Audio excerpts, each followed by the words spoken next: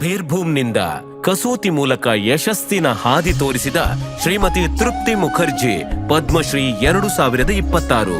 ಬಂಗಾಳದ ಬೀರ್ಭೂಮ್ ಜಿಲ್ಲೆಯ ಶಿವಣಿ ಎಂಬ ಪುಟ್ಟ ಪಟ್ಟಣದಲ್ಲಿ ಸಾಮಾನ್ಯ ಕುಟುಂಬದಲ್ಲಿ ಪುಟ್ಟ ತೃಪ್ತಿ ಮುಖರ್ಜಿಯವರ ಜನನ. 6ನೇ ವಯಸ್ಸಿನಲ್ಲಿಯೇ ತಮ್ಮ ತಾಯಿಯಿಂದ ಕಾಥಾ ಹೊಲಿಗೆ ಕಲಿಯಲು ಪ್ರಾರಂಭಿಸಿದರು.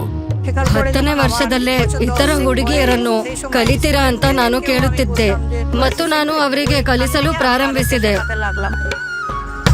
ತನ್ನ ಕೌಶಲ್ಯವನ್ನು ಇತರರಿಗೆ ಕಲಿಸುವ ಉತ್ಸಾಹವು ಮನಸ್ಸಲ್ಲೇ ಮೂಡಿತು. ಮದುವೆಯು ಹೊಸ ಮಾರ್ಗಗಳನ್ನು ತೆರೆಯಿತು. ಇವರು ಸುಂದರವಾಗಿ ಕಸೂತಿ ಮಾಡಿದ ಸೀರೆ ಮತ್ತು ದುಪ್ಪಟ್ಟಗಳ ಮಾದರಿಗಳನ್ನು ಇವರ ಪತಿಯು ಮುಂಬೈನ ಅಂಗಡಿಗಳಿಗೆ ಕಳಿಸಿದರು. ಉಳಿದದ್ದು ಇತಿಹಾಸ. ತೃಪ್ತಿ ಪಟ್ಟಣದ 20-25 ಮಹಿಳೆಯರೊಂದಿಗೆ ತನ್ನ ಮೊದಲ ಕೆಲಸದ ಕೇಂದ್ರ ಆರಂಭಿಸಿದರು.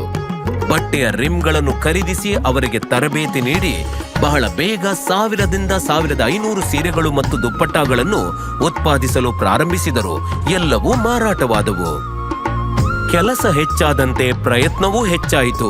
ಅವರು ಹತ್ತಿರದ ಹಳ್ಳಿಗಳ 250ರಿಂದ 300 ಮಹಿಳೆಯರು ಈ ಕೆಲಸದಲ್ಲಿ ಇವರ ಮಟ್ಟಕ್ಕೆ ಬರುವಷ್ಟು ತರಬೇತಿ ನೀಡಿದರು. ಇದ್ದಕ್ಕಿದ್ದಂತೆ ಕುತ್ತಿಗೆಯಲ್ಲಿ ಗಂಭೀರ ಸಮಸ್ಯೆ ಕಾಣಿಸಿಕೊಂಡಿತ್ತು. ಹಾಸಿಗೆ ಹಿಡಿದೆ ಏಳಲು ಕುತ್ತಿಗೆಯನ್ನು ಎತ್ತಲು ಸಾಧ್ಯವಾಗಲಿಲ್ಲ. ಕೆಲವು ದಿನ ಕುತ್ತಿಗೆ ಕಾಯಿಲೆಯ ನಂತರ ಅವರ ಕಣ್ಣುಗಳು ಒತ್ತಡದಿಂದ ದೃಷ್ಟಿ ಕಳೆದುಕೊಳ್ಳುವ ಸಾಧ್ಯತೆ ಕಂಡುಬಂತು. ಆದರೆ ಅದಮ್ಯ ಚೈತನ್ಯದಿಂದ ಎಲ್ಲ ಕಷ್ಟ ನಿವಾರಿಸಿಕೊಂಡು ಕೆಲಸವನ್ನು ಮುಂದುವರೆಸಿದರು.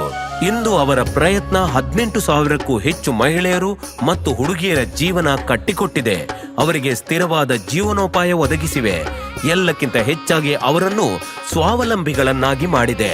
ಅವರು ಆದಿವಾಸಿ ಹಳ್ಳಿಗಳಿಗೆ ಭೇಟಿ ನೀಡಿ ಅಲ್ಲಿನ ಮಹಿಳೆಯರಿಗೆ ತರಬೇತಿಯನ್ನೂ ನೀಡಿದ್ರು. ನನ್ನ ಕುಟುಂಬವಷ್ಟೇ ಅಲ್ಲ, ನಾನು ಕಲಿಸಿದವರಲ್ಲಿ ಎಂದಿಗೂ ಯಾವುದೇ ತಾರತಮ್ಯ ಮಾಡಿಲ್ಲ. ಯಾವುದೇ ರೀತಿಯಲ್ಲಿ ಸಹಾಯ ಮಾಡಲು ಅಥವಾ ಅವರ ಮೂಲಕ ಸಮಾಜಕ್ಕೆ ಕೊಡುಗೆ ನೀಡಲು ಸಾಧ್ಯವಾದ್ರೆ ನನಗೆ ಹೆಮ್ಮೆ ಆಗುತ್ತದೆ ಮತ್ತು ನಾನು ಅವರನ್ನು ಮನಸಾರೆ ಪ್ರೀತಿಸುತ್ತೇನೆ. ಇಂದು ತೃಪ್ತಿಯಿಂದ ತರಬೇತಿ ಪಡೆದ ಬೀರ್ಭೂಮ್ನ ಮಹಿಳೆಯರು ಕಾಥಾ ಕರಕುಶಲತೆಯು ಮಹತ್ವದ ಉದ್ಯಮ ಅಂತ ದೃಢವಾಗಿ ನಂಬುತ್ತಾರೆ. ಅವರ ಜಂಟಿ ಪ್ರಯತ್ನಗಳನ್ನು ವಿದೇಶಗಳಲ್ಲಿ ಕಲಾ ಪ್ರದರ್ಶನಗಳಲ್ಲಿ ಪ್ರದರ್ಶಿಸಲಾಗಿದೆ, ಪ್ರಶಂಸಿಸಲಾಗಿದೆ. ಇದು ಭಾರತಕ್ಕೆ ಹೆಮ್ಮೆ ತಂದಿದೆ. ಮುಂದಿನ ಪೀಳಿಗೆಗೆ ಕಿವಿ ಮಾತು ಅಂದ್ರೆ ಅವರು ಉತ್ಸಾಹ ಭರಿತರಾಗಿರಬೇಕು, ಪೂರ್ತಿ ಗಮನವಿಟ್ಟು ತಮ್ಮನ್ನು ತಾವು ತೊಡಗಿಸಿಕೊಳ್ಳಬೇಕು, ಎಂದಿಗೂ ಹಿಂದೆ ಸರಿಯಬಾರದು, ತಮ್ಮ ಕೆಲಸವನ್ನು ಸಮರ್ಪಣಾ ಭಾವದಿಂದ ಮುಂದುವರಿಸಬೇಕು. ಶ್ರೀಮತಿ ತೃಪ್ತಿ ಮುಖರ್ಜಿ. ಕೋಟಿ ಕೋಟಿ